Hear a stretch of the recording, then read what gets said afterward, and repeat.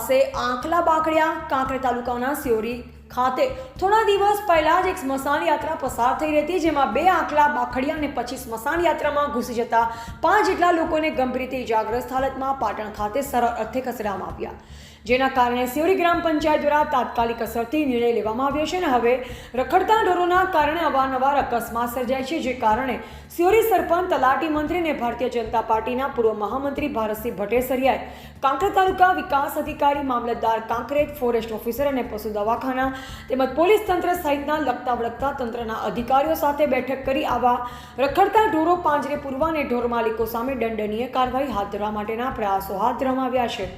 ત્યારે હવે સિયોરી ગ્રામ પંચાયત કચેરી દ્વારા જાહેર નોટિસ પ્રસિદ્ધ કરવામાં આવી છે. ત્યારે શનિવારના દિવસે જાહેર રજા હોવાથી નાગરિક અન્ન પુરવઠા નિગમના ગોડાઉન પાસે બપોરે 2 આંખલા બાકડ્યા હોવાનો વિડીયો સામે આવ્યો હતો.